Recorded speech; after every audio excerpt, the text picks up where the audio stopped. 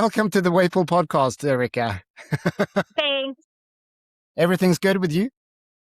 Yeah, yes, it is. Just getting ready to go to Texas next week. Just trying to get my van and make sure that all the maintenance on my van is good, so we can drive 21 hours. Yeah, it's a short drive this time. Yeah, not so bad. I've been worse. Yeah, so how long was it to the UPF Nationals? It's not that bad. It's like 22 and a half hours to UPF Nationals for me. So yeah, that's usually, And then I'm going to go to Kansas in May for the show that Brian Hosfeld is having at his house. Yeah, okay. Awesome. To hang out with all those guys. Yeah.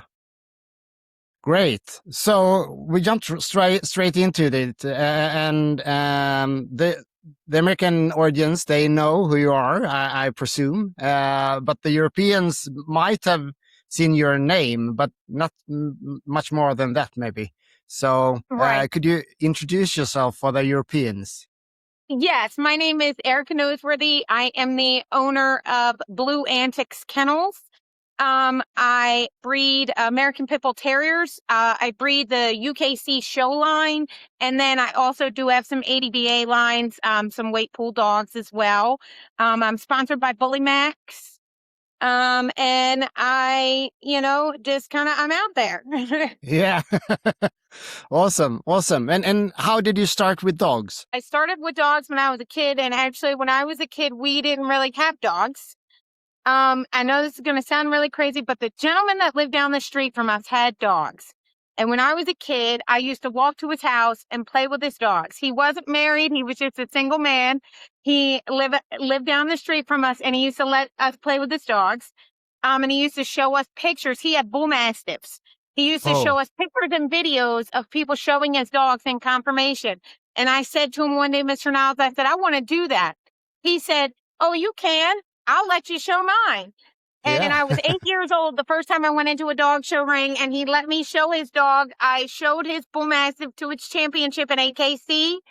And I've not had anything else since. I've done it my entire life. It's dogs. I am a dog groomer. Like, I'm at work right now. I'm in my grooming room, and that's why you see some of my own personal dogs are running amok in here. Yeah. But my whole life is dogs. I train. I own 11 dogs currently. Wow. And that's it. And then after that, I haven't had under, I want to say, like 6 dogs in years.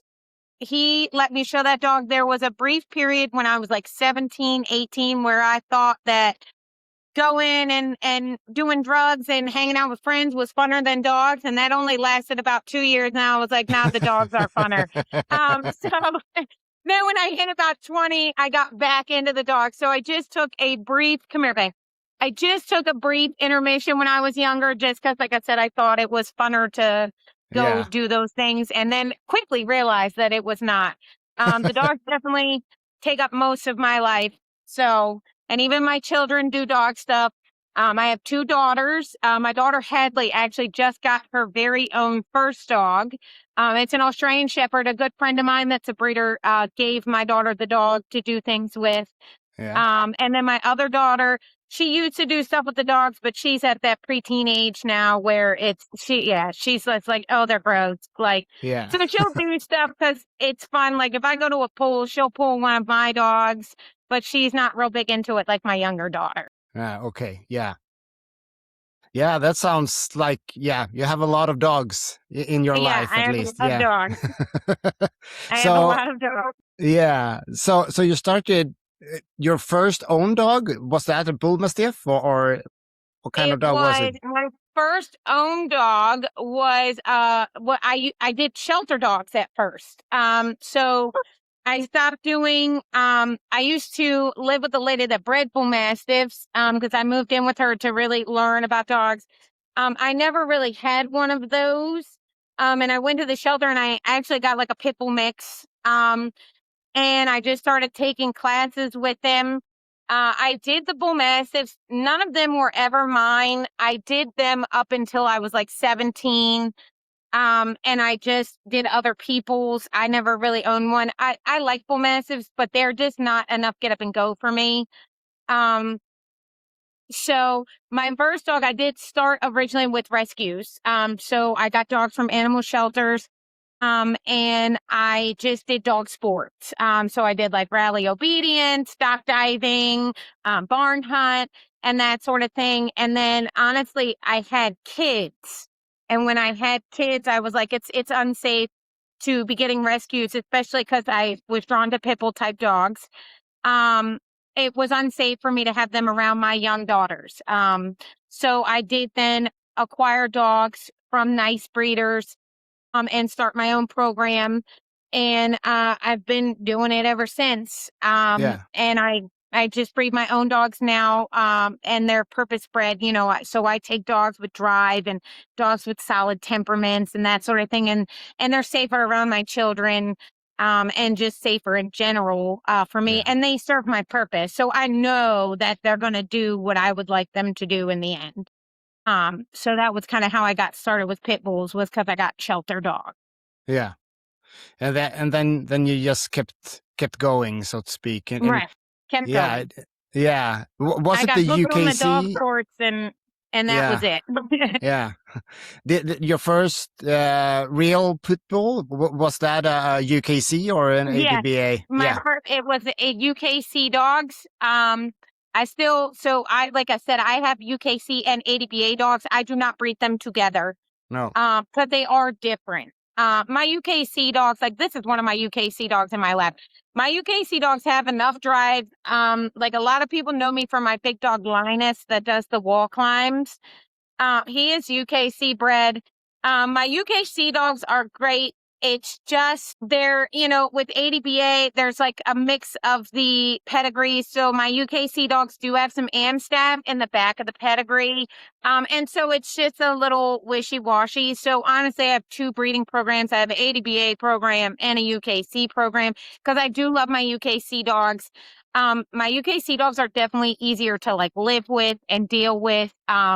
They are still pretty dog aggressive. My UKC dogs fight more than any of my ADBA dogs, honestly. They can still be fiery. So, Yeah. but they are just a little bit watered down. And they're a little easier to deal with. So again, but my first dogs were UKC dogs. And then the more I did with the UKC dogs is when I then wanted really to get with the ADBA style dogs or the game bred dogs. Yeah. And kind of go from there. So I started purchasing game dogs as well. So I have both, Yeah. at my house, and they both do the same. They both do the same things. Like they Yeah. both, do the sports. They do whatever. I currently have one weight pool bred dog. That's my black dog Apex. Yeah. He went to, God, how many nationals did he go to this year? He went to ADBA nationals, UPF nationals, APA nationals. He got third at ADBA to Vader and Max, so that was like the toughest class ever. Yeah. He did actually place first at APA in his weight class, and then at UPF he got second to Max. So Yeah. he's a young dog. Just going to be 2 in March. So I'm hoping to see what he does this year. Happy to have him, let's test him out. Let's see what he does this year now that he's Yeah. getting a little more mature. Yeah, exactly. So is there a big difference to train? Let's focus on Waypool in the beginning here. The UKC, the normal ADBA, and the Waypool bred dogs. Is there a big difference when it comes to training? No, not the training. So my weight pool bred dog and my ADBA dog and my UKC dog, I train them all the same in puppies. I start as young as possible. And the training is really the same. The only thing that really changes is the form, because the weight Yeah. pool dogs all have the form bred into them. Whereas like my UKC dogs, some of them pull really stiff legged in the front. And the form is just not there, I guess. Sometimes if my Waypool dogs, my Waypool bred dogs, since I have been around a lot of other Waypool bred dogs, you may be able to move them up a little faster because they can move the weight when you're starting them out a little more efficiently because they do have the form in the field. But no, the training is all the same. We do the same thing where we start the puppy at 8 weeks with just a puppy chain. And then we just kind of add weight and go on. And then, as they get older, my Pressa is being a pain in the butt. Yes, and I have a random Pressa Canario puppy as well. Stop. As they get older, we then, just add weight, and then we start to teach them how to actually pull heavy weight. Yeah. Yeah, but no, the training is really all the same. The dog has drive and the dog wants to work with you. The dog's going to work with you. Yeah. My UKC dogs have a lot of heart, and they have a lot of drive. It's just the form that really, that you don't get with them that makes it tough. And a lot of the Waypool dogs, they do breed for strength as well. So the strength, the strength is there. So you find that to be a little more easier. Yeah.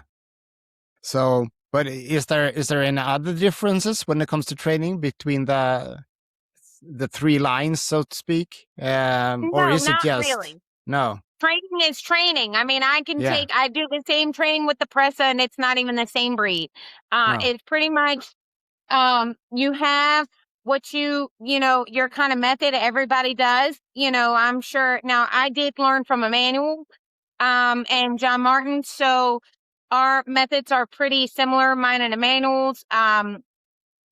And so the training is really all the same no matter the breed. You can give me a Chihuahua and I would train it the same as I would any of the three kind of lines of my pit bull. Yeah. So how's the training program looking for you? It's looking pretty good. I got a bunch of young dogs, so we'll see what happens this year. Yeah. Unfortunately, the weather has stopped me from doing some training this winter, so I'm kind of going to Texas behind because we have a lot of snow on the ground right now. Yeah. Yeah, I saw Emmanuel. He posted. He's snoobling at the pack where we could drag our dogs. Yeah, so you haven't been able to do that then? No. So, and I am fortunate. I do live close to Emmanuel. Yeah. So he did. I was like, you got to do something or I'm not going because my dogs are ill prepared. And I don't like to go somewhere, especially I'm not driving 21 hours if I don't feel like the dogs are ready. No. Luckily, the dogs did well when I did drag them. I was like, all right, they still seem pretty much at their same strength. So yeah, I think they'll do okay. Yeah, that's good. So, but your emphasis when you train is on drag work then, because yeah. So most of my puppies, like my Pressa puppy, is 6 months old. She has not even been on a track yet. No. My first dog that I fully trained to Waypool that ever placed at a national is my Fury dog. She's UKC dog, just has the most heart. She was hardly ever on a track. And she went to APA nationals and got third place at 11 months old. And she was hardly ever on the track. Drag work is where it's at. Track training can come later. It's really the same thing. I also never drag my dogs without a leash on. Yeah. Ever. I always have my leash on. Even my dog that went to 4 nationals last year, when I get them out of my car and if we're training on the track or the drag field, they have leashes on. Yeah. You're a mess. The drag field is really where it is. Yeah. My dogs really enjoy the track, and I think that's because of our training style is like not really focused on the track. So when they get to the track, it's usually all positive. Nobody's getting in trouble on the track for not doing what they're supposed to be doing because they have practiced so much outside in the field that by the time they get there, they're ready. They know the job, and they rarely get corrections on the track. Yeah. Yeah, that's nice. So I try to keep that positive. And then in the field, it's just outside. So it's no big deal to if you're being crazy in the field, you get a correction. That's pretty normal. Yeah, exactly. Yeah. So it's kind of nice to hear a lot of a lot of you guys over there that uses the leash always in training. Wait. Yeah. Always.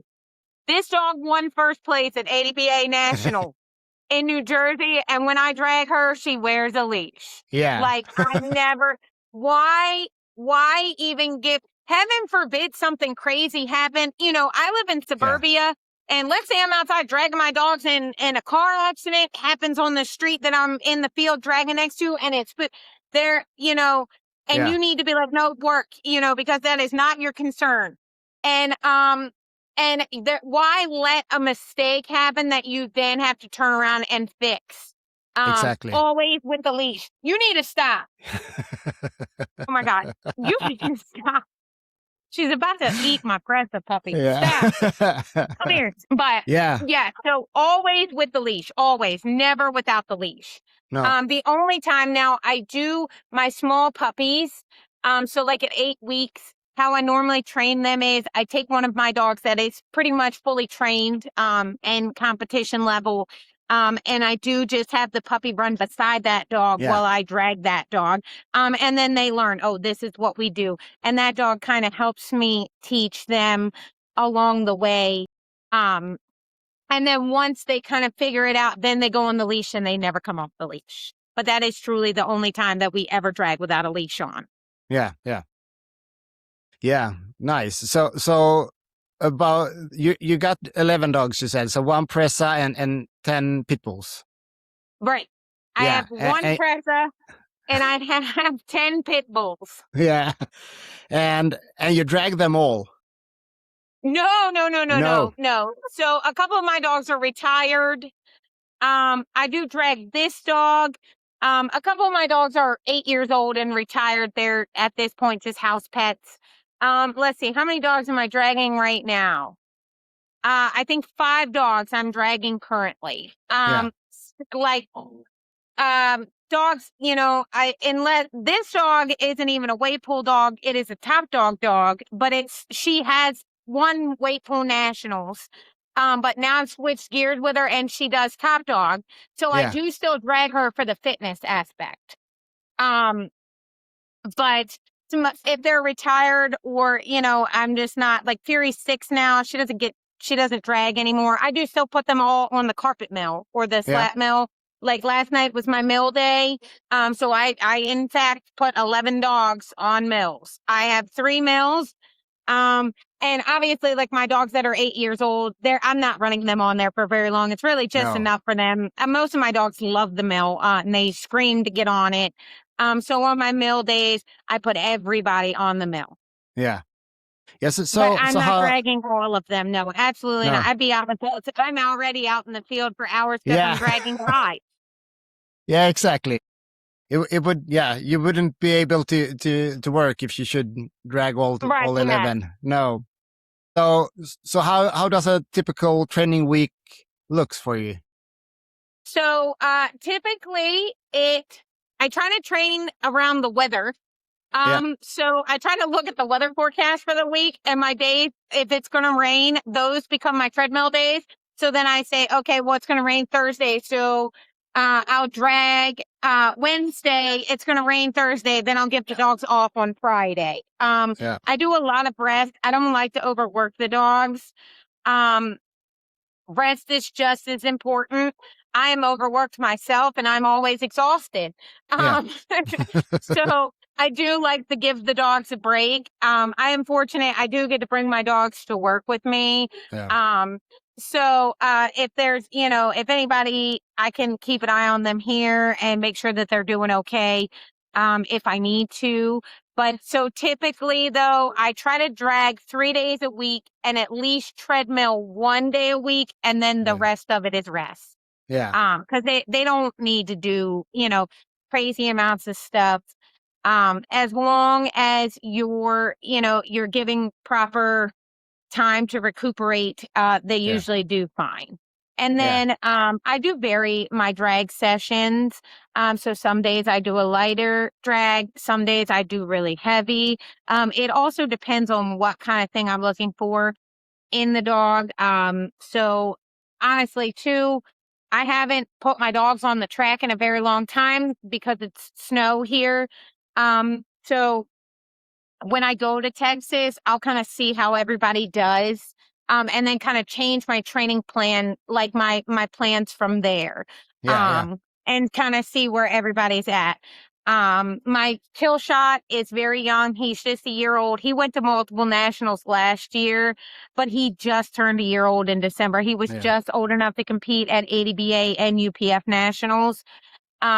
So I will see how, how he's looking and things that I need to change up in my training plan. And normally I would do that at my friend's house on her track.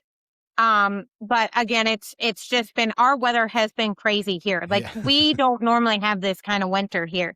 So I don't know what is going on. Yeah, you get you get the feeling that we have every winter here. So yeah, I get that. Yeah. But I did talk to Carla, and she said this morning, and Carla told me that they have no snow in Canada. That's crazy, though. Yeah. She said that they said on the news that this is the first time in 47 years that they've not had snow on the ground in Canada. And I was like, yeah, we have it on our ground over here. You take it back because we don't normally have winters like this. No.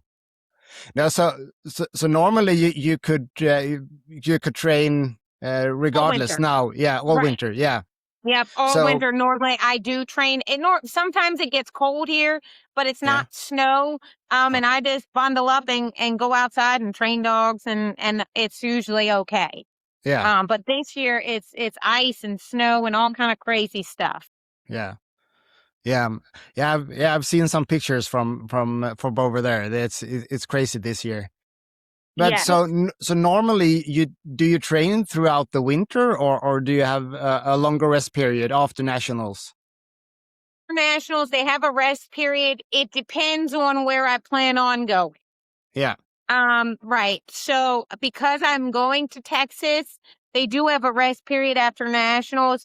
But because I was planning on going to Texas, I wanted to try to get at least 6 weeks, worth of work in before Texas, because I do plan on going there. And then last year I went to the ADBA show down in Mississippi, which is like the last weekend in February. So I did work dogs before I went there as well. But otherwise, like I would not be working dogs. They would still just be kind of being dogs right now. Yeah. Until there was there's really no reason to work them if I'm not planning on going anywhere. Like I said, I do still continue to like treadmill them and make sure that they do stay semi-physically fit. It's not like they're just doing nothing. But unless I'm planning on going somewhere, I wouldn't work them until there's Tri-State in New Jersey in I think it's in May or April. I would start working dogs 8 weeks out from then, which probably will be like around March, the beginning of March. That's when I would have started working dogs, but because of Texas. So I try after they have a long break, I do try to give them at least, a full 8 weeks if possible, before I do try to compete with them again, because they've been off. My supplements do help hold muscle on dogs so that when they are off, they're not just losing all of their strength and kind of going to crap. So I think that does help a good bit too. Yeah. So do you supplement all year round or just so on during the off season, I use Myos because Myos is actually designed to keep dogs from muscle atrophying. Yeah. So during the off season, I do give Myos to help them hold the muscle that I built up the entire on season, so that it's just not falling off and kind of just becoming a waste. So it helps them retain a good bit of that muscle that they had. The other supplements, no. I do give a supplement for nails that they get all the time. Like all the time. I never take them off that nail stuff because nails are always growing and nails take a long time to grow. So the only supplement that they do truly get year round is the stuff for the nails. But then I do give Myos on the off season. So they have been on Myos since November. And here shortly, I'll take them off of myos because they'll be actively working and I will be building muscle. I won't need to hold on to muscle with less activity. No, exactly. Do you do something with the food as well, off season and on season, or So is it just the amount? I do try to feed them up on the off season. So I try to get food in them, just so that their body can. Surpresa is like a goat. Stop. I do try to feed them up in our winter months. Number one, it's cold. And they're, I don't want to keep dogs in condition all year round. It's actually bad. Bodybuilders don't stay lean down all year round. So I do try to feed them up. It does take a while to pull my dogs out of condition. So I do try to feed them up in the winter. I give them a little bit more than I normally would and almost make them like a pet weight. And then when I would start my 8-week keep for my upcoming show, I would start to cut food back during that time. Yeah, but you use the same kind of food all year? They say I'm sponsored by Bully Max. I love Bully Max food. My dogs look super on it. Last year, the entire year, my dogs ate it. If you look at the ingredients in the food, it's great food. I love the owner of the company. He is for us, for people that can play dog sports. That is one of my favorite things about Matt. He built all this stuff at his facility for us. Like his wave pool trap, I went there and helped him build it. Like he has a wall climb inside. He's all about us. And so I do keep my dogs on Bully Max all year. Now my Bully Max has a couple of different versions of the food. So like my retired dogs do not eat 30-20 food. No. If they're retired, they're just kind of bebopping around the yard. They get like the 26-16, the lamb version. Or if I'm just not working a dog as hard, I will give them the less protein, less fat. They don't need all that if they're not doing anything to expend it. But no, they stay on the same food. Like I said, I'm very fortunate to be sponsored by them. And their food's great and it does great for my dogs. Yeah. Every now and again, I will add a little bit of raw. To the kibble. If it's, getting closer to nationals time, just to bump that protein up a little bit. So that they have, but for the most part, they kind of stay on the same stuff. Yeah. Yeah, that's good. Yeah, regarding Bully Max, it's amazing what they are doing for the sport or for the not only weight pulling but they all are dog. For us. And anything that they want to do there, I mean, their weight pulls there are such a great time. And like I said, like they genuinely ask competitors, like people that are actively out here doing stuff with their dogs. It's a lot of people that make up rules for these sports or like, design things for these sports don't actually have dogs that do it. And so they're doing a lot for our sport. They're making, I have like the video, I have like a 10-minute YouTube video where they followed me around to different shows and kind of showcased the sports. So they definitely are bringing super great attention to the sports. And they're doing a lot, like you said, for the sports in general. And it's really, really great to be a part of that. Yeah, I can imagine. Yeah, I really love the media that they put out. It's really great for the sporting community. Yeah. Yeah, like my Wakeful dog actually hates the media guy. Okay. And Brian, well, because like I'm like, Apex hates you. And he's like, what, why? And I'm like, you got to think about it. We drive 21 hours to Texas. We get out the car. There you are. We drive to Mississippi. We get out, and Brian doesn't speak to my dogs because he knows like I'm in the middle of pulling them or whatever. So he's just there with the camera, and Apex just looks at him and he's like, this guy is just everywhere we go, like lurking around. And so I'm like, Apex is just like always got one eye on him. He's just everywhere we go. Like he's just there lurking with the camera and he doesn't speak or try to pet me or, and it cracks me up, but that's really funny. Yeah, that's really funny. But so they are hanging around not only nationals and their own shows last year, or were they at any other shows as well? Yes. So like they're following me and E. They come to shows. They're following me and E to Texas next week. Yeah. Oh, Brian is yeah, coming out to film some footage, especially because it's a lot. It's UPF event, and I think they are starting to do more things with the UPF. yeah, And it's two of the sponsorees. So Emmanuel got sponsored this year. This is actually my second year being sponsored. yeah, So it's two of us sponsorees going down there. And it's Top Dog. So it's, well, I don't want to call it Top Dog because it's UPF sanctioned. So it's the UPF yeah, Triple Crown, and weight pool at Ron's house. So they're coming down to get some footage of our dogs doing their thing. Brian will usually fly in and just meet us at the show site yeah, and kind of film whatever, he wants. He sets his GoPros up on the wall and that sort of thing, and gets the footage that he needs. yeah. That's nice.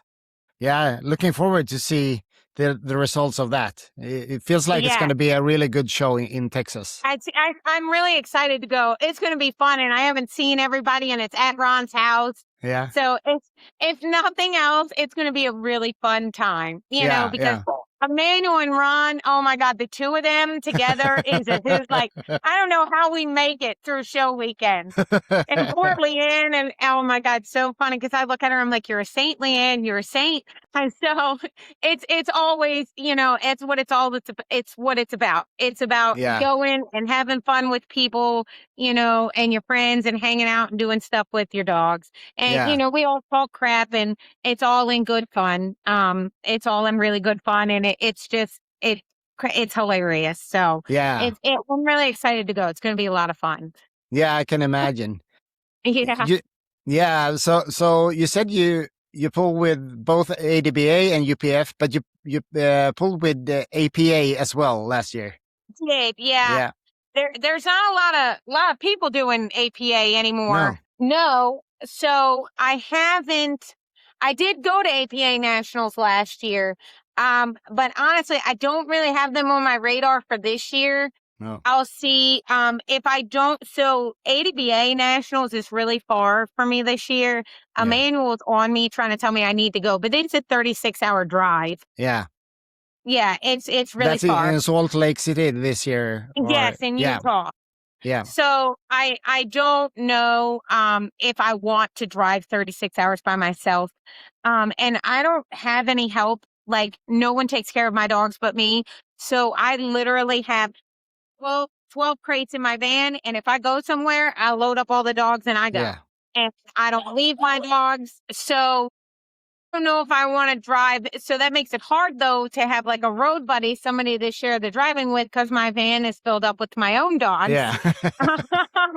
So I do have one friend, and actually my family will watch my two old retired house dogs. They're both 8 years old. They're really trained. They have obedience titles. They're good dogs. So I do have one friend that I might try to get to go with me, and she just has one German Shepherd.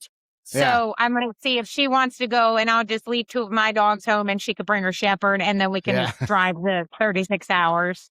But yeah, but it's far. 36 hours. It's tough. Yeah. I'm planning on going down to Italy, and it's a 23-hour drive for me. When the UPF guys gonna come to when they're sending Emmanuel and Brian over there, that should be a lot of fun. I don't think you guys know what you're in for. No, I don't think so. They're a hoot. Like I said, I think I'm more excited for you guys than that, because we have to deal with them all the time, right? Yeah. That's the norm around here, but you guys will have a lot of fun. It's going to be funny and comical. It's going to be a nice time. Yeah. I'm looking forward to it even more now. But yeah, I'm used to driving like 3 or 4 hours at the most, so it's going to be a really, really long drive for me. Yeah. But I can imagine 36 hours. That's very far. Yeah. Especially alone. Like, it's one thing if you have two drivers. Yeah.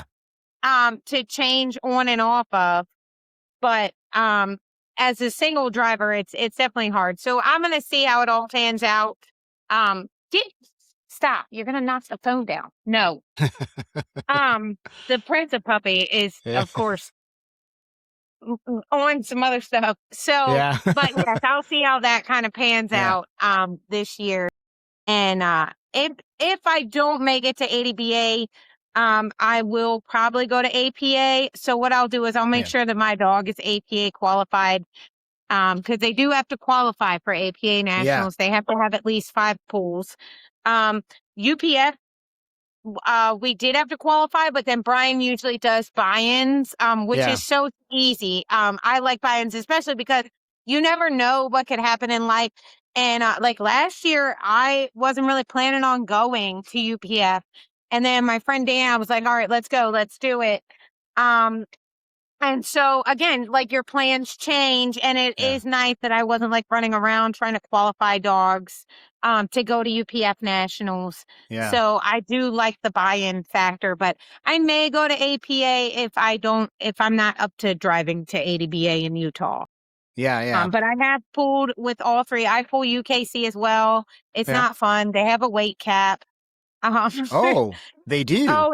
Oh yeah, and it's terrible. So like my dog's one and done in UKC. So I literally like get my dog out of the crate. It pulls one time, its max weight that it's allowed to pull, and it's done, and I put it back in the crate. I Oh, win all kind of stuff in UKC pulling.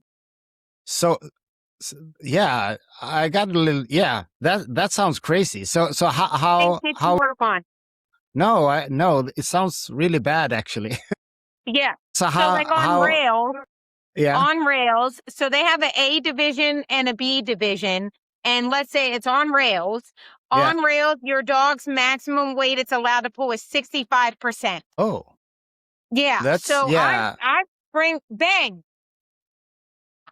Oh my, I hope you can edit this out. I'm so sorry. Stop. My press is so bad. So, but if I put her in a crate, she'll be barking. Yeah. Yeah. But yes, Um, it is like whatever. So it goes by the weight, obviously, because 65% is different for everybody. Yeah. But once they pull that, you're done. That's it. So, and most of my dogs, I bring well in over 65% when I'm pulling. Yeah. Like, at at a normal trial. So I literally one and done all my dogs. Yeah. I And only those. do it because I do have UKC dogs. Yeah.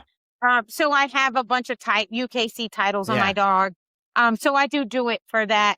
Especially because it just kind of goes with my breeding program, my Yeah. UKC dogs. But it is not. It used to be capless and it used to be good. Yeah. But then I don't know what happened. There was issues, and so they put the weight caps on there, and it's just not fun. No, it sounds awful. So, It but is. It is. yeah. So, is there a steep incline then on the rail, or is there no? It's just 65%. Like, okay, so the last UKC trial I went to, I pulled my little dog Lumi, is one of my UKC bred dogs, Yeah. and she's 37 pounds. And we did wheels carpet for that Yeah. trial. And she pulled the maximum amount of weight that she was allowed to pull in 12 seconds and won most weight Oh. pull per pound. And she pulled one time. That was it. And what's the cap when you do carpet wheels? When you do wheels carpet, I want to say it's like 35%. It's not a lot for wheels carpet. And then for wheels natural, it's even lower. So if you do wheels dirt, it's like a 28% or something for the cap on wheels dirt. Oh, It's really a joke. Like I said, yeah. the only reason why I do it is because I go there to show my UKC dogs to prove my UKC stock. Yeah. And so I do it, but it's not a joke. So, and I No. can't keep so I am a UPF, APA, and ADBA weight pool judge. Yeah. So trying to keep like the UK, I don't know the UKC rules. So I'm No. just like, I don't know. Somebody help me. Like Yeah. I can't.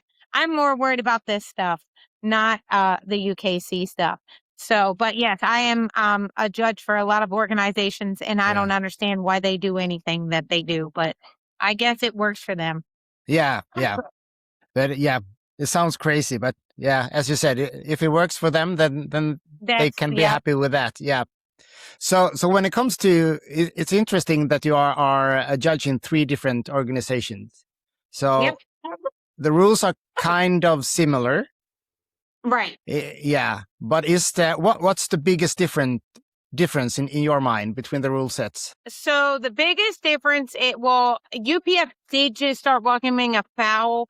The rules really are pretty close to the same in every organization. Like the slingshotting, that sort of thing. ADBA, you get 4 fouls, which is a lot.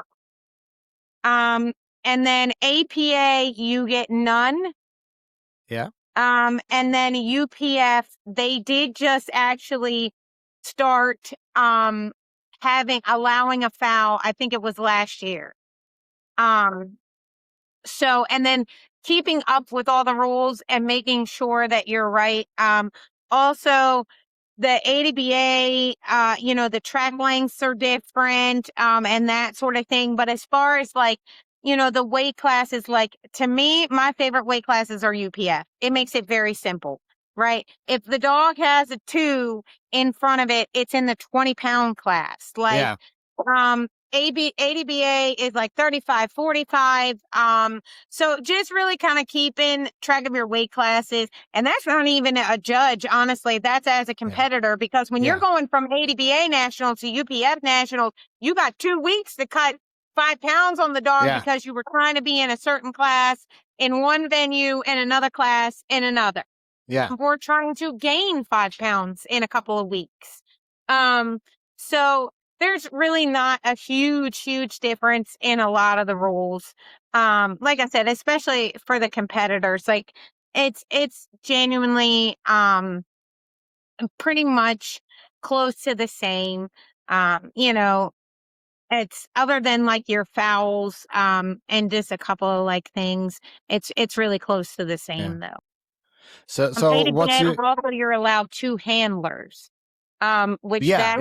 Yes, you're allowed to double handle in ADBA, which that is the only organization that does allow that. But it's like I said, it's basically pretty much close to the same stuff. Yeah. So what's your thought about double handling then? Is this I see no need. I really don't see any need to double handle.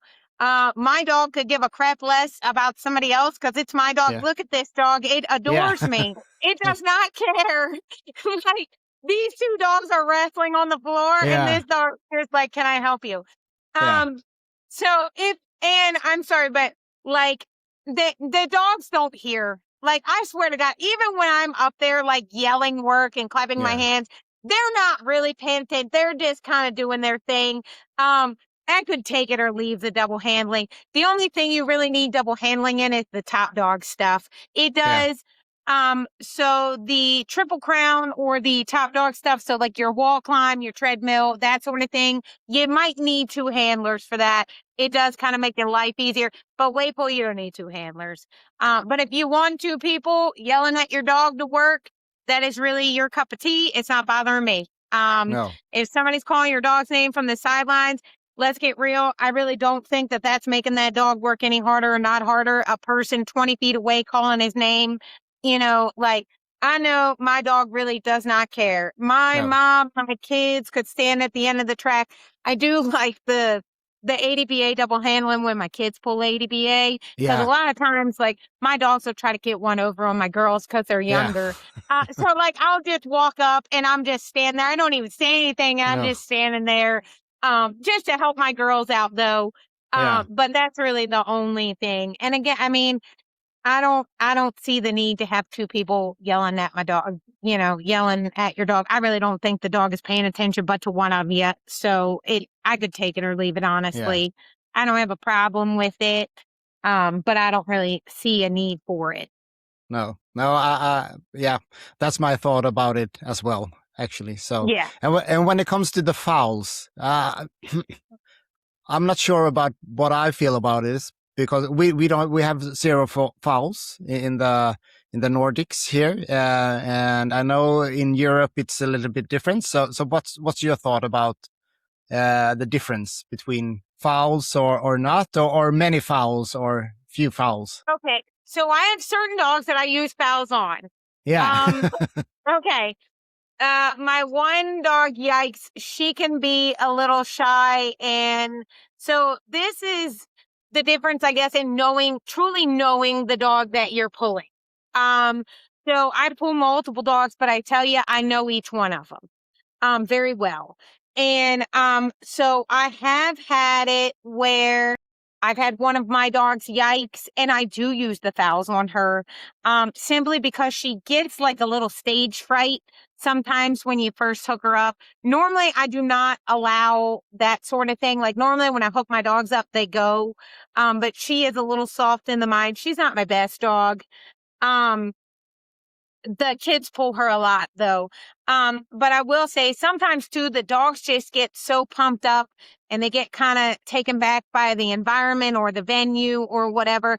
They can get a little stage fright. So sometimes I will hook them up, and if they're engaging and it's not moving fast enough or something, just to give them that little extra like boost of confidence, I'll have them push it and then bring them right back.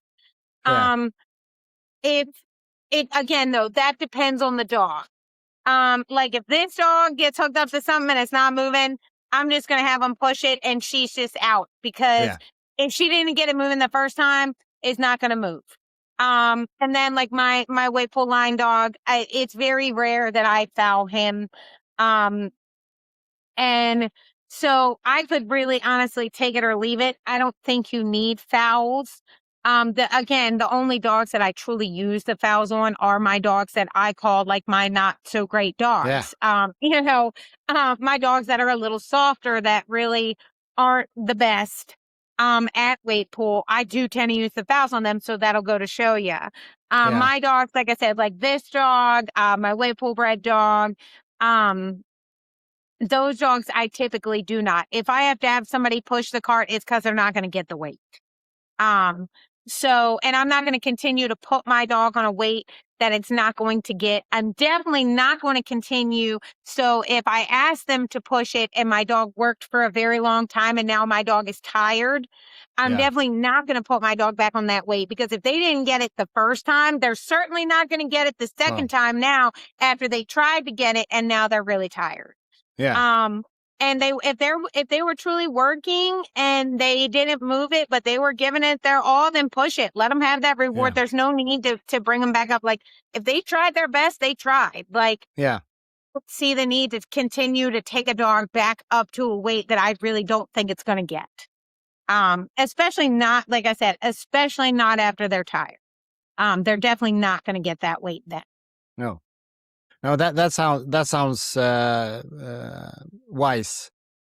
Need that, like I'm like you, like I don't really think that we need fouls. No. I think fouls make it a little more everyone friendly. Because people that I do realize that weight pool is genuinely like my main sport other than the Triple Crown or Top Dog venue. And not everybody trains as hard as we do, as me, Brian, in weight pool. So I do think the fouls make it a little more friendly, and I do think that's why the ADBA has that, so that it can be a little more user friendly for new people coming in. But most of us don't really use fouls. No, that was my thought as well. It's good for the new people or the ones that aren't as competitive, maybe, or right. Don't do the work at home. Right. Yes. Yeah. Are not training as consistently at home. Yeah. Nice. And then you actually you said something about Slingshot, and this has been a topic over here a lot of years. And the hard thing is to define it. I find extremely hard to define a slingshot. Yeah. Especially because you do have a lot of dogs that will just hit weight. Yeah. I have a dog that she comes out and she just hits weight. And that's just what she learned as a youngster in the field was, if I hit it, it's going to break and it's going to go. And now that's just kind of her pulling style. So with her, I do make sure that she's walked out enough because I do know that she's going to hit the weight. Yeah. So I do want to make sure there's not a whole lot of slack in that trace. So that it does appear that she's being slingshotted. But it is very hard to define. And I think that's your argument with, many people. And I think honestly, that comes down to a matter of opinion of whoever the chief judge is at that Yeah. time. And unfortunately, that is, dog sports are subjective to people's opinions, all of them, Yeah. because you do have a judge. I am a judge for, many things. I judge weight pools, and it's essentially the chief judge, all the decisions of the chief judge, are what it's going to come down to. And we might not have the same idea of what a slingshot is. And then we might. So it just really is subjective to opinion. And it kind of boils down to what the chief judge's idea is. Yeah. Is there many calls for Slingshot? No, not really. And normally I give people a verbal warning first. A lot of time, like, cause it's happened to me where like the dog was just really trying to go forward and they kind of pulled out of my hands and they kind of slingshotted themselves. Yeah. But I usually say, hey, just check your start, like walk your trace out a little bit more. I rarely have ever, I don't think I've ever actually called anybody on a slingshot. Um, it's just like I said, I might say, hey, you watch your start, make sure your trace is out. And then usually after you say something, you don't have a problem again. And people typically that I pull with are pretty good. Their dogs are trained, so we don't really have a lot of that issue in our area for the pools that I do judge. Yeah. Yeah, that's good. Yeah, it's hard to define it. It is. That's been the whole discussion here for the last 10 years at least. So yeah. So but back to competing. How's your plan looking for this year? Is there many pools that you are planning on going on, or how does it look? I'm kind of a fly by the seat of the pants kind of person. Yeah. No, there is not many pools No. right now that I'm planning on going to. Well, I guess maybe. Yes, there is. Okay, so I'm going to Texas.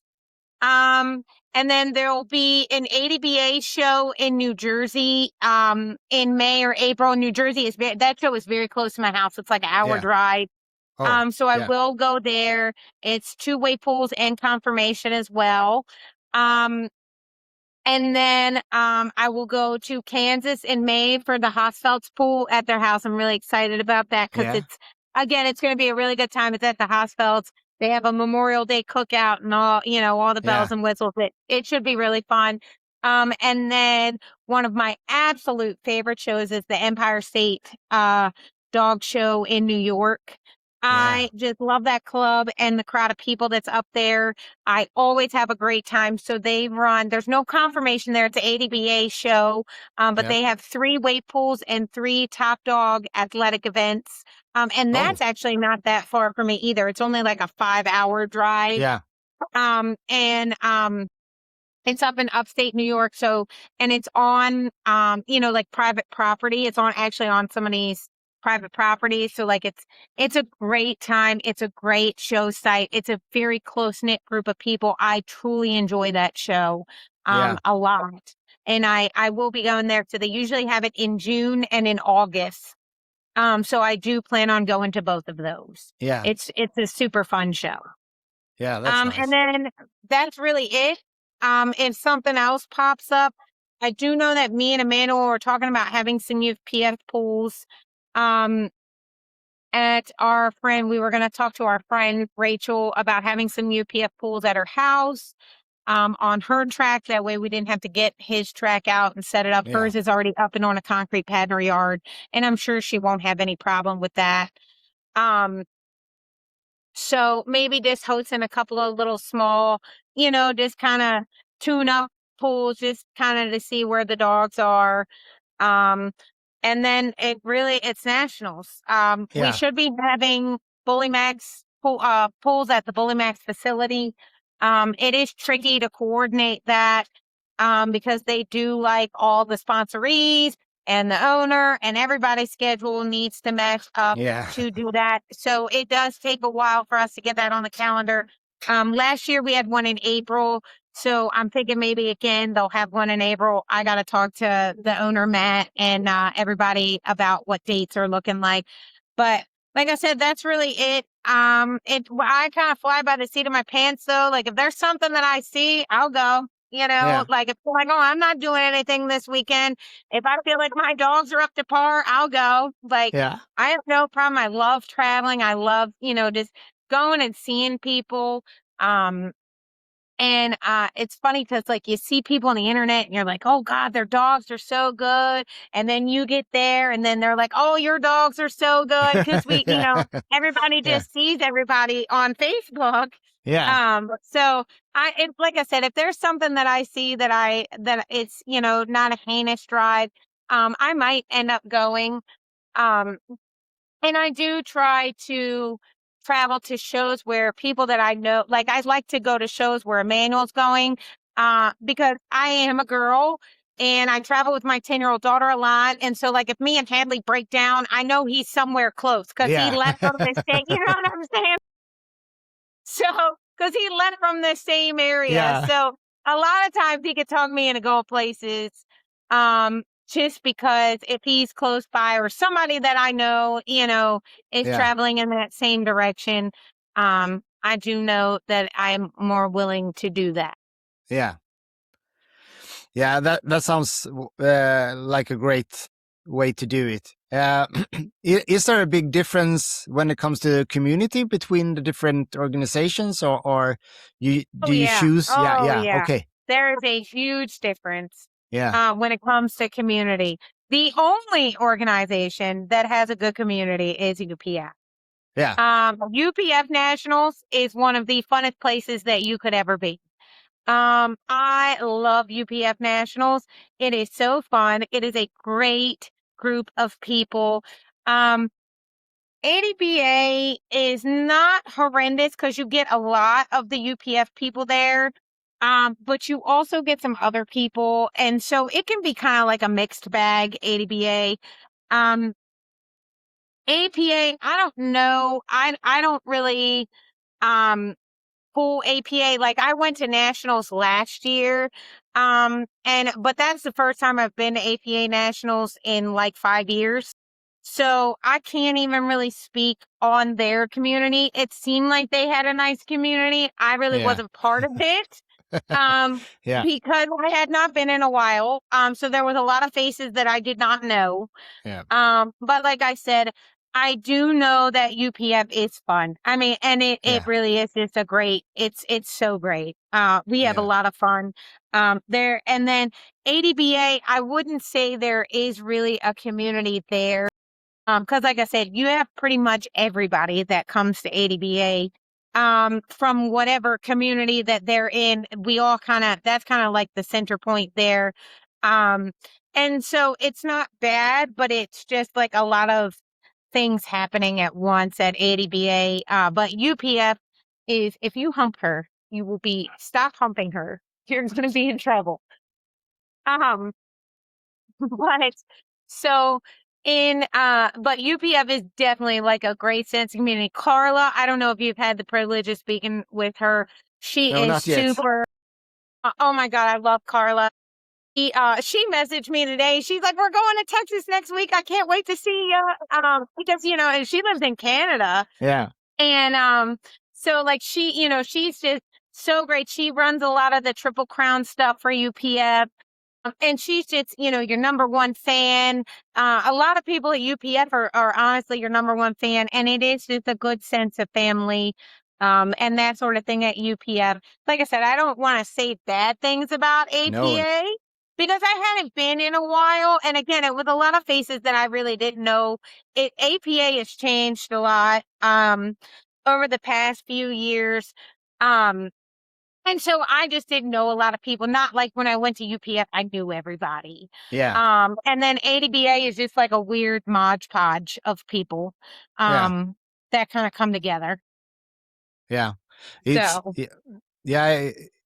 It kind of seems like everybody got the same idea that I've been talking to, at least when it comes to at least the UPF community, that it's really, really good and really, really fun. It's more the community that drives people to go to the shows, even Yeah. though the competition is really, really high. It's really high, yes, but it's so fun. Yeah. Even Danny, Danny is one of my friends, Danny Sear. She is also sponsored by Bully Mags. I convinced her. We went to UPF Nationals, and I was like, "You have to go. Like, it's really fun. It'll be worth it," because it was a really far drive for her. She lives up in Maine. Oh, yeah. And I think it was like a 30-hour drive for her.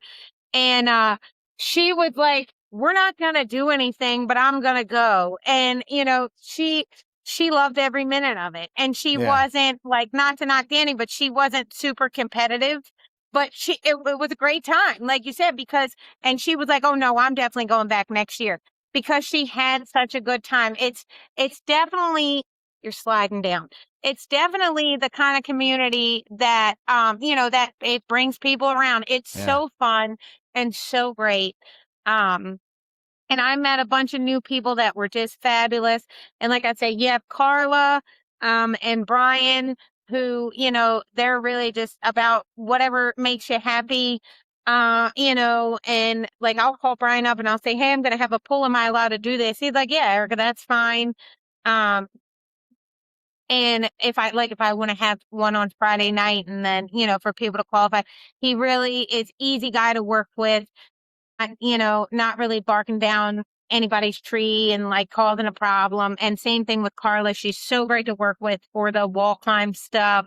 And all that other stuff. And it really is. It's just like I said, I think I'm more excited to go to Texas just to hang out with people that I haven't seen. Like the dog, like I'm going to pull my dogs. But I think I'm more excited for the hanging out and just seeing everybody. I haven't seen Ron and Leanne in a while, and Carla. So I am really excited just to kind of hang out and kind of shoot the shit with people and just talk dogs. That's what we do. We just all talk dogs. Yeah, and that makes it way more fun when you are excited to meet everybody. That's so important. Right. Yeah. And what do you think is the main reason behind that the community is so good in UPF? No, I guess because I don't know, honestly. Like, I guess because nobody's really like, I think it is partially because everybody's good. So, like, nobody's sour. You know what I'm saying? Like, I'm not sour. Like, and that's the thing, too, is a lot of weight pull is egos. But, like, if I went there and I beat Max with Apex, Brian Hosfeld will be ecstatic. Yeah. We all want the competition. Like, that's what Emmanuel tells me all the time. I want you to take that dog and try to Rick Kelly a new one, because that's what builds us. That's what strives us, keeps us going forward, keeps us pushing forward. He was like, "I want you to take that dog and succeed. Yeah. I want you to breed that dog and them puppies and try to train those puppies to beat my puppies that I bred." And it's just, like I said, nobody's really like hostile if they win or they lose. Like, nobody's grumpy. And it is, everybody's pretty good, but it just still like makes it really fun. Like, and nobody is crummy when they lose, and there's not a lot of egos in it. And ego is a big part of weight pool. Yeah, and especially if you're a woman, because it is kind of a man-dominated sport. But it seems to be that the egos are left at the door, and everybody just has a good time at UPF. And like I said, like, Brian Hosfeld would be thrilled if I beat him with my dog, because that's so great. You have, other dogs coming in that are making waves in the sport, and it's more dogs to breed to, and, more great things happening for us. So, it's really fun. And like I said, like, nobody really is crummy. They're not mad if they lost. Like, I remember when Jonathan Trejo beat Emmanuel, like, Emmanuel was ecstatic for him. He was just like so great. When Luna beat Tokyo, like, and that's the difference there, is like nobody really cares. And it just puts Emmanuel to train harder the next year. And come back harder the next year. So, Yeah, that's really awesome.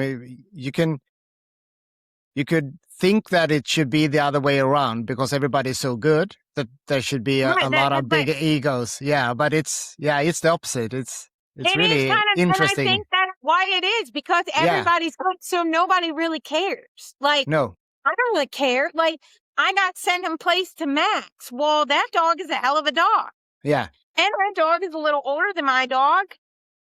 And, he's a little more seasoned than my dog. My dog was not even, just over a year old. He was like 18, 19 months old when he Yeah. competed.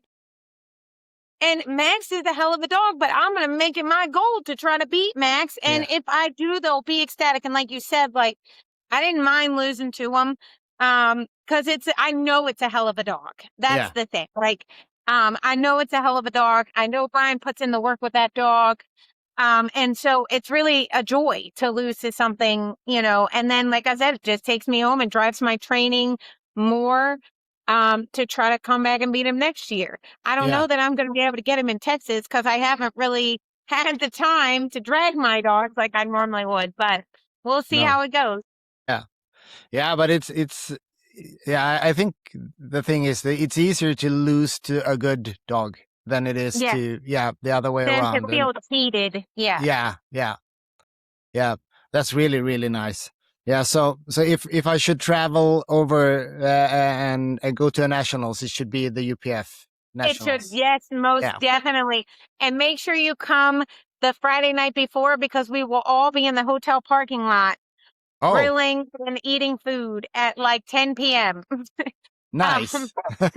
so we have like the night before UPF Nationals, we have like a big tailgate in the parking lot of the hotel. Like, but Yeah. people bring a grill and we're just in the parking. We take over the entire hotel and we're just in the parking lot. Brian Hosfeld was grilling steaks. Um, and everybody brings food. It's definitely, you need to come to Yeah. UPF Nationals. It's really fun. Yeah. Yeah. Yeah, it sounds awesome. Really, it really does. So the party starts before the show. Yeah.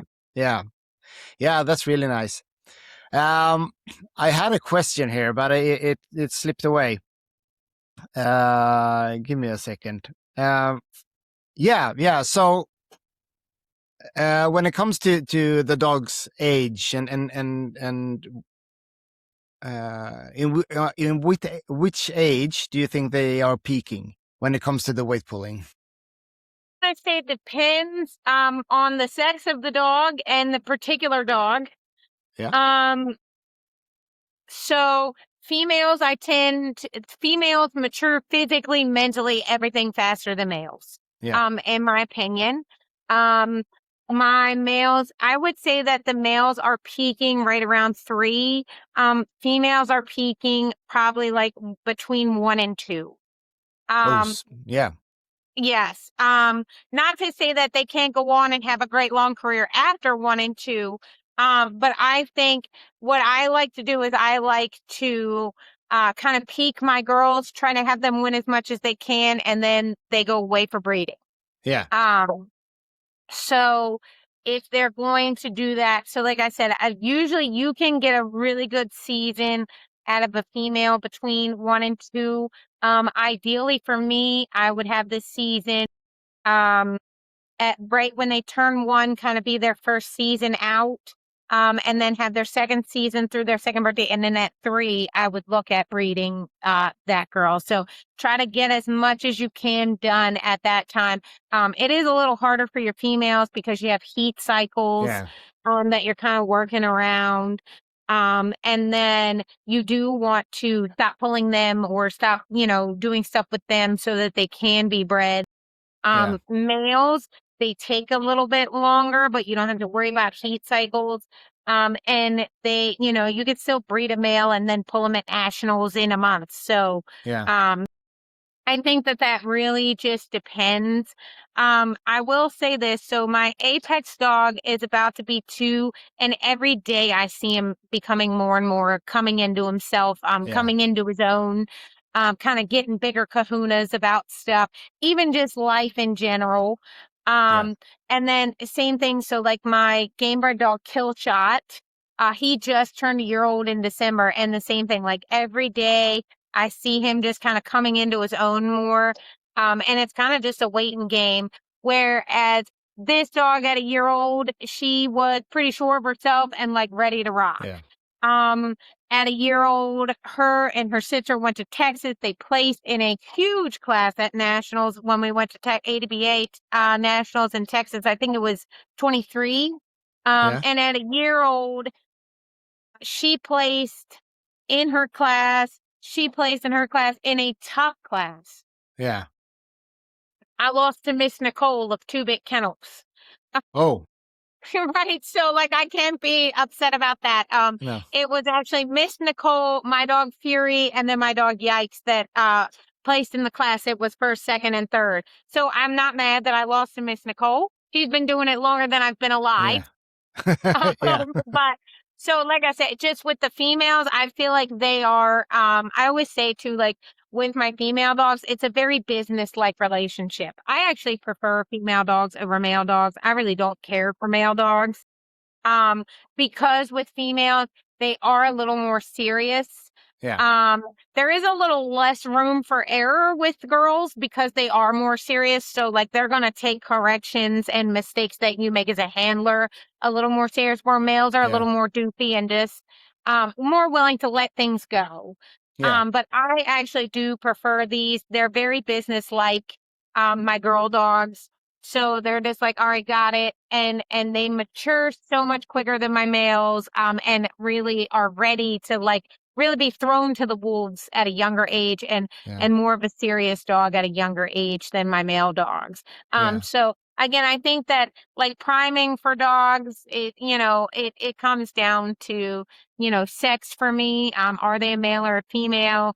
If they are a female, if they've came into heat at a younger age, or those things, really just depends. I still don't think my young kill shot male, he just turned a year old. He's nowhere close to his prime. He still looks like a puppy. Yeah. And he's a year old. And he's got long legs still and doesn't really have a lot of muscle to him yet.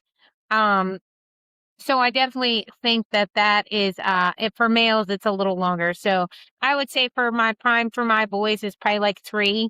Yeah. And then my prime for my girls is really like 1 to 2, maybe 2.5, and then they get bred right around 3. Yeah. That is kind of how I look at it. Yeah. So do you adjust the training according to the sex as well, or is it just the same? It's the same. I just look at the dog in front of me. I train the dog in Yeah. front of me. I adjust the training to what they're doing. So I just adjust if some days, environment plays a factor in your training. If the ground is dry, if the ground is frozen, if the ground is really super wet and the tire's sliding easy, or if it's really super dry and there's a lot of resistance. I train with tires. I train with the same thing that a manual trains with. Yeah. Uh-huh. That was my next question. Yes. I was raised by a manual. Yeah. So I train. He makes my tires. So I'm like, hey, I put a hole in this. Can you make me a new one? So I train with the same thing he trains with. So again, that to me is a day by day thing. Yeah. I train that day, that dog in front of me. And especially with young dogs, sometimes their head just isn't there. Just because something happened, where they heard a noise and you can't get them to focus again because they're young. Like my Pressa, she's 6 months old. She's just a young wingding. So sometimes it's harder for me to kind of get her back in the game. Yeah. Than other days. So again, I really just train the dog in front of me. And I have females that are stronger than males or just as strong as males. And that kind of also comes down to form too. Yeah. So like my kill shot dog, my young dog, I swear to God, in the drag field, he's stronger than Apex, but Apex will crush him on the track every Yeah. time because the form is there. Yeah. So again, there's not really like, I just look at the dog in front of me. I look at what I had been doing with the dog. I look at the effort the dog gives. People ask that all the time. Well, how much weight? How much weight? Yeah. I don't know. I just look at the effort that they're putting forth. So, and again, that can vary depending on environment. And like if it rained yesterday or didn't rain for 5 days, it can vary so much. So, I I have a little notebook where I write down like Yeah. what the dog drug. And I kind of start there. I write it down, and then if they've done that for 3 days, a week, or whatever, like if they drug it but they were struggling, then I might just keep it the same. But if they drug it and they were running with it, I might go up after a few days. So again, it's really just about the dog in front of Yeah. me and what is actively happening on that day, because your environment can change so many variables. Yeah. Yeah. And But no, before, I yeah. think the girls are just as strong as the males, in Yeah. all honesty. Um, and so I don't really change like my training as far as that goes. It's just really a kind of a dog to dog basis. Yeah. Um, so Yeah, but earlier you said that you vary the training a little bit. You have lighter days and you have heavier days. So, right. and you decide that before the training, or do you go by feel when you train?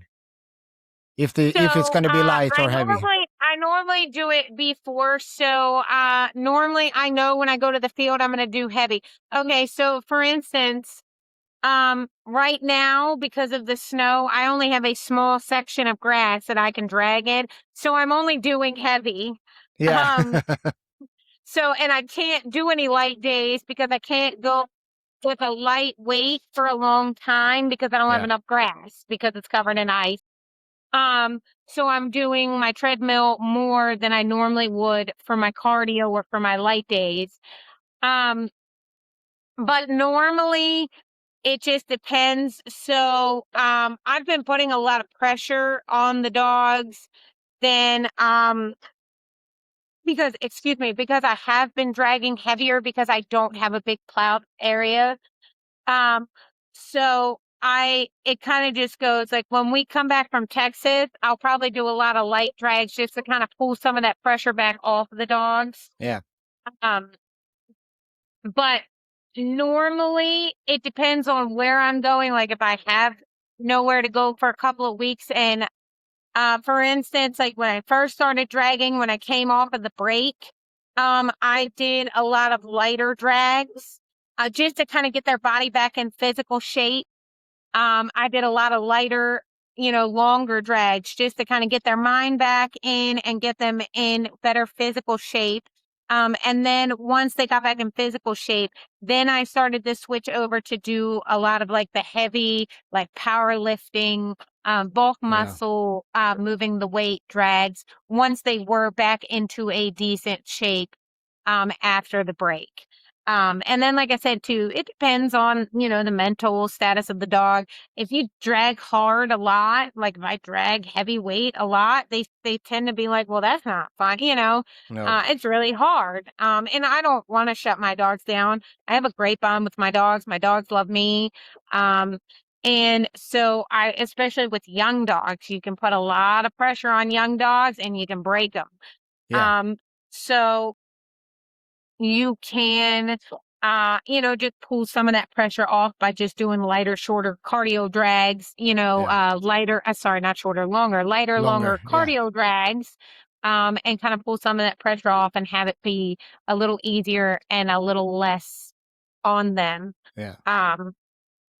But typically I kind of, again, because I kind of know, like I said, like, so when the week starts, I kind of look at the weather. And so if it's going to rain on a certain day, I'll say, okay, well, I'll do heavy. Um, then I'll do cardio, and then I'll do light, and then I'll do cardio. So I kind of try to plan out, Yeah. my days. Before nationals though, we do a lot more heavy, because you don't want to go in there, um, we do a lot more heavy drags. I guess I do a lot more heavy drags. When I say we, I mean me and the dogs. Yeah. I do a lot more heavy drags with the dogs before nationals because they are going to be put in, in those types of, we call it deep water. Yeah. So if you could take your dog and put it in some deep water and it can make it, then so we do practice that with multiple heavy drags at home, and that is also part of the reason why they get such a break after nationals. Yeah. Is because they had a lot of intensity put on them up until nationals and then actually at nationals itself. Yeah. And then like if it's little run of the mill pools by the house or something, like I don't push my dogs real hard. I don't really care if they win. I don't care if I go to New York and my dogs don't win, because it's not nationals. So like it's okay. Like obviously, yes, like my dogs do their fair share of winning, but somebody else comes with the dog Yeah. and it's a nice dog and it beats me. I don't really care. I'll see you at nationals. That's where, that's where I put my time, money, all of it goes into Nats. So I'm not really upset if I'm not winning, pools throughout the year, smaller local pools throughout the year, because it's not nationals. We all, that's why we go to nationals, because that's where everybody in the country, the best dogs in the country, come and meet. Yeah. Yeah, that's nice. I have a final question. When it comes to the lighter and the heavier drags, what is the distance that you typically go when you go long, for example? How far do you go? When I go long, about a quarter mile. Yeah. And then when it's heavy, not very far. Like No. I'm talking 20 yards, Yeah. maybe 20 yards down and 20 yards back.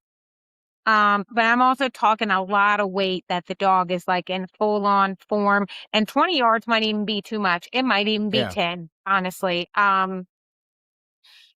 It's what typically when I do drag light though, I usually do drag a quarter mile, and I have something really light on the dog, just enough to where they're not running.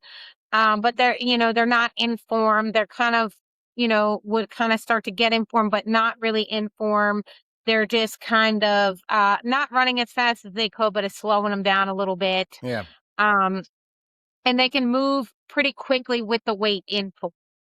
Yeah. For my heavy, I want to see the dog full on, like when it engages the harness, the weight is not automatically moving. Yeah. Um, So, like I said, with my heavy, I'm talking maybe 10 yards, Yeah. 20 yards tops. And it is really heavy.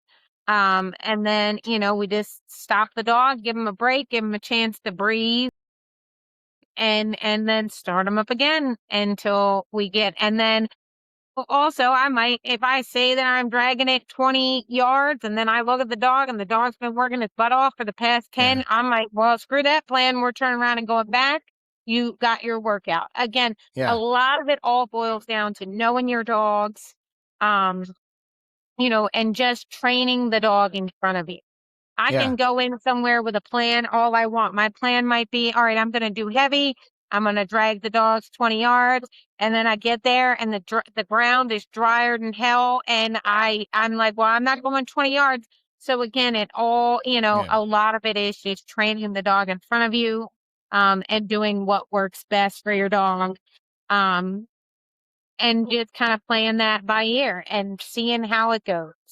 Yeah. Um, I have plans, I do, but a lot of times they don't pan out. And so I just adjust accordingly. Yeah. Yeah. That's really important that you are able to do that. It's grateful, right? It's like there's so many ways to skin a Yeah. cat, and everybody has something very close to what the other Yeah. person does, but they just tweak something a little bit Yeah. differently. Like I know I'm real big on supplements because Emmanuel is, Yeah. right? And there's a lot of other pullers that don't give a lot of Yeah. supplements. I'm also really big on nutrition. So, I do feed Bully Max, which is a great food. But if I didn't, I would be very expedient. I would be feeding a very, up to par food. I am huge Yeah. on nutrition and supplements. So I think that's what fuels the dogs, obviously. And that can make or break you, is your supplement game, your nutrition. I really want to feed a really nice food to my dogs. I ask a lot of demanding things from my dogs physically, mentally. And so I really want to make sure that they're being fueled properly. And that comes, like I said, that's with my supplements. And then with my, with my food as well. Yeah. Yeah, the nutrition is really, really important. And I hope a lot of people actually prioritize that more. It's the biggest foundation you need. It's good nutrition. Yeah. Yes. It's the Yeah. same thing like bodybuilders, it's what I Yeah. tell people all the time. They do meal prep. They have it all. They take a lot of supplements as well. Why Yeah. would we not do that for the dogs? Um, Exactly. And so, I do know that a lot of people swear by raw. I am a mother of 2, and I have 11 dogs, and I Yeah. work a daytime job, and so I don't have time to feed raw. No. So I do feed kibble. To each their own, though. I think raw is great. If you have Yeah. time to either one, make it yourself, or you can afford it, or, for your kennel. But I do try to look for a really high quality kibble. If I'm not, again, I love Bully Max. They have done my dogs tremendously. Yeah. It's a great food. But if for some reason I couldn't get it or something, I would definitely be researching kibbles, because nutrition is definitely the foundation Yeah. Yeah. For sure. of the stuff we do with the dogs. So. Yeah. Do you feed once, twice, or 3 times a day, or how So does I it? used to feed twice a day, Yeah. and now I only feed once. Yeah. Is Um, that because of convenience, or is there so any part of other it is reason? because of convenience. Part of it is also because of research. Yeah. Um, so there is a lot of studies out saying that once a day is better, Yeah. because the dogs digest things a lot slower than we do. And so if you feed twice a day, their body spends most of the hours, instead of rebuilding, it spends a lot of time digesting food. Yeah. And then convenience as well. So I work my dogs at night. Typically, I am a night owl. I don't get to my day job until like 11 a.m. because I Yeah. don't have to. I don't get in trouble. So I am a night owl. So a lot of times I don't work my dogs until like 9 o'clock at night. So by the time I'm feeding my dogs, and part of that is because, like I said, I'm a mother. I have lacrosse practice and things. And so by the time all that stuff is done, it's 9 p.m. and I go out, and it's really my peace in the evening after I've Yeah. dealt with all of that. You know what I'm saying? Like, I put the kids in the house, they go to bed, I get my dogs, and I put my headphones in and I listen to my music and I drag my dogs. I have a little wine if I'm at the field that Yeah. I want, close to the house. So it really is my peace of mind. But Yeah.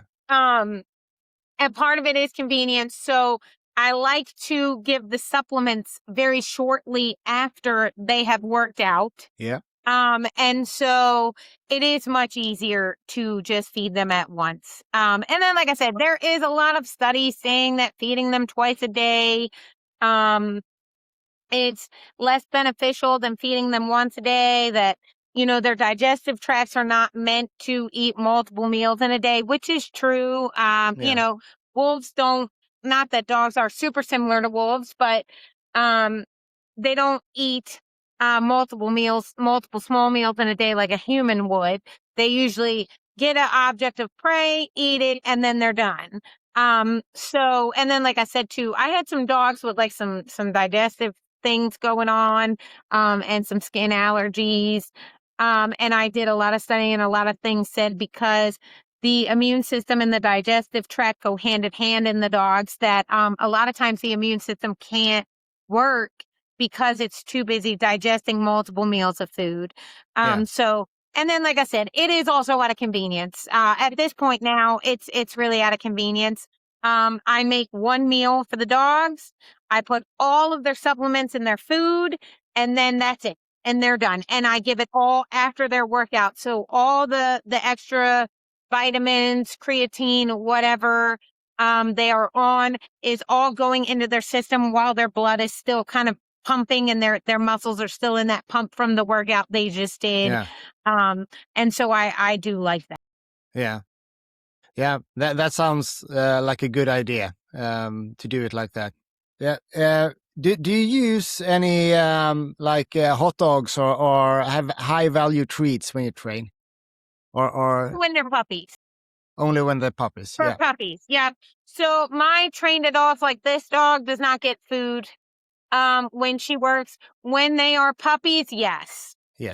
When they are puppies, when they first go out to the drag field. So at first, like I told you earlier, I usually use an adult dog to help me get them started. And then when I do take that adult dog away and I put them on their own leash, I have a pocket full of treats. And I do, I give the command when they come forward. I do give a reward. I know that's a big debate in weight pool here, whether or not you use food. I was always taught to use food with puppies, just to kind of imprint and teach the basics. So I do use food. So, and then once they pretty much get the picture, I want to say probably by 4 months, the food is gone. Right. So it's just for a very limited time that I do give puppies food. And it's basically, like I said, it's teaching the word work. So I use the command work. The word work means you move forward. You don't stop moving forward. And then they get rewarded for the forward motion. And then the first time I put them on the track, sometimes I will give cookies on the track just to reinforce, hey, this is a happy space. You did really good. But yeah, I do not like my dogs that are trained, for instance, Apex, when I go out and train later, he's not going to get any snacks. No. I praise, I pet him.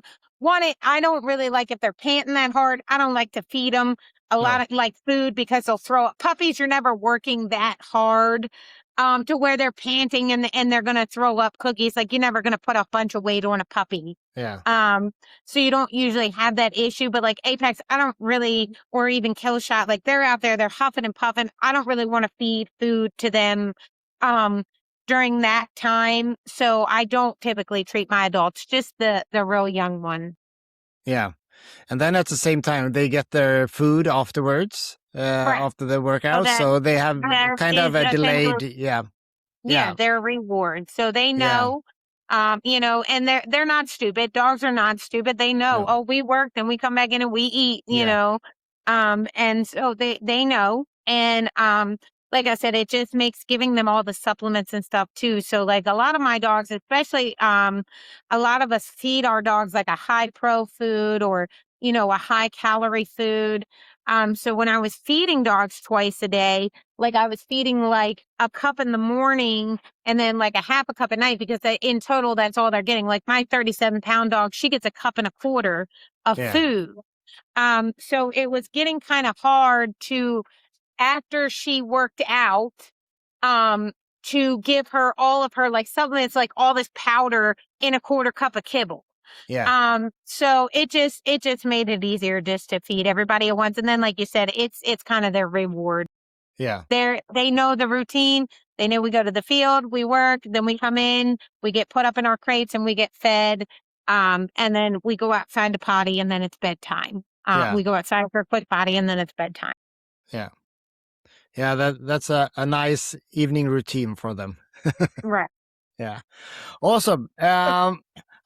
This is so nice to speak to you, Erica. But I think the time is running out this in this episode.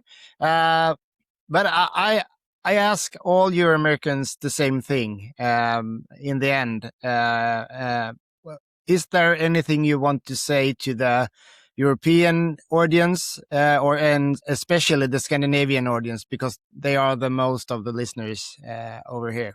Just try to get your hands on some good dogs, and take your time, and just really kind of, like I said, take advice from everybody and just take it and make it your own. So if they're listening to all these people here in America that do this, listen to what people saying and try it. See if it works for you. Train the dog in front of you. Just because I said something doesn't mean it's going to work for you. Getting your hands on good dogs is really important. And then just taking little tidbits of everybody's advice and just kind of taking it and creating something of your own is really my advice. That's kind of what I do. And that's in any style of my training. Like, just because, somebody says this works great and I take it home and I do it on my dog and it doesn't, that doesn't mean it's junk advice. It just might not have worked for me. And maybe if I tweak it a little, it works. So definitely just be open to listening and just taking stuff and trying to make it your own. Yeah. That's really good advice. Thanks. Awesome. Great. Then thank you very, very much for being a good sport and joining the podcast. Yeah. And with that, we end this episode. Thank you. All right. Well, thank you for having me.